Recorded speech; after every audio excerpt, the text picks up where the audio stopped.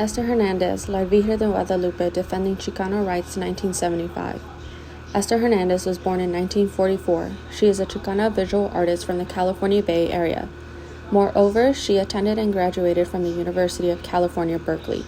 Hernandez is of Yaqui and Mexican heritage. Today she is 78 years old and best known for her prints and pastels that highlight feminism, political, cultural, and farm work rights issues.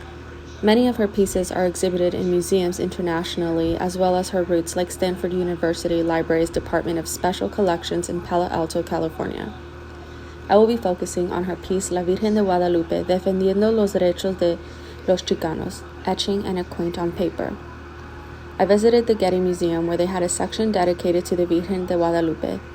Many of her art pieces attributed to the Virgen de Guadalupe were colorful, bright, and with fine details, the way I grew up seeing her in my Catholic household.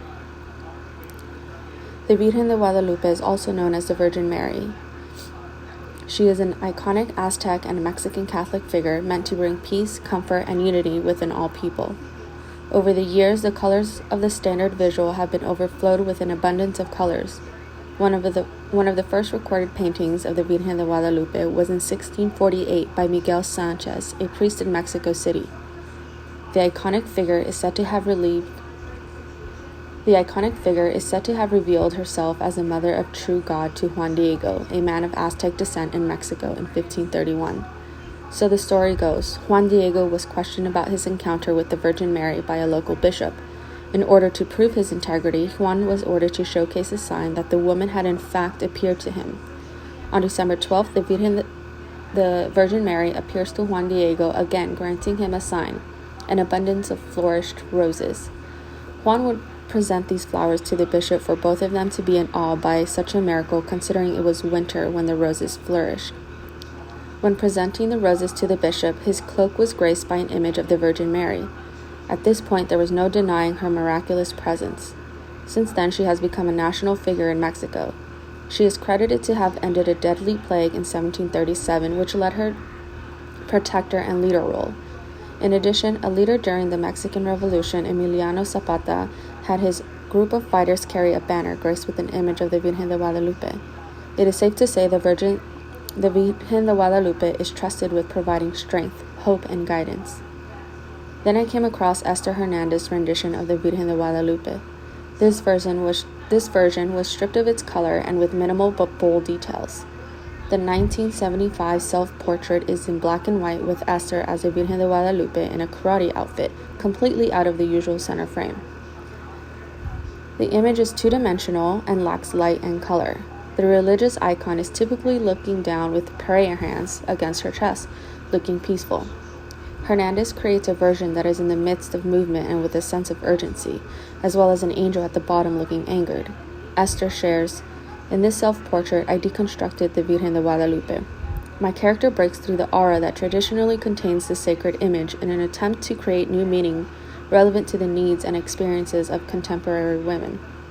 It is historically significant within Chicano Latino art history because my radical treatment of this 500-year-old icon had no graphic precedent." Ester was able to deconstruct the classical image of the Virgen de Guadalupe to fit the current social and political issues at the time, where Cesar Chavez and Dolores Huerta were actively fighting for farm worker rights in the United Farm Workers Union. Farm workers were working under poor conditions, receiving unfair wages and other disadvantages.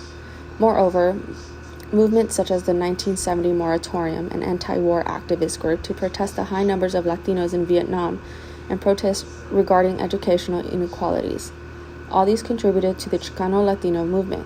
The Chicano movement was the biggest and the most well-known civil rights empowerment movement in the U.S. among Americans of Mexican origin.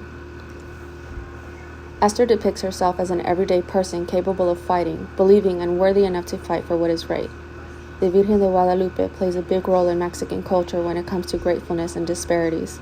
However, I believe Ester's intentions are to give the community, more specifically women, the power within themselves to make historical change. Essentially, the black and white self-portrait can be altered within one's imagination to fit their own idea of the Mother of God. The idea that women are meant to be graceful, content, and submissive is taken back with Ester's version of the religious icon. Women are here to make their voices heard, take up space, take action, and be power despite such oppression. Graciela Iturbide, La Frontera, Tijuana, Mexico, 1990. To continue the importance of the Virgen de Guadalupe to the Latin community, I will be reviewing Graciela Iturbide's photograph of a man with the iconic Mexican religious figure tattooed on his back. The man is at the Tijuana border, most likely starting his own tumultuous journey across the other side. There is no doubt this man carries his faith in that he will be guarded and safe with the help of the Virgin Mary on his back, much like having a bodyguard. Graciela Iturbide is a Mexican photographer best known for her cinematic black and white images. She best captures Mexican culture, indigenous groups, and the spontaneous lifestyle of those in Mexico.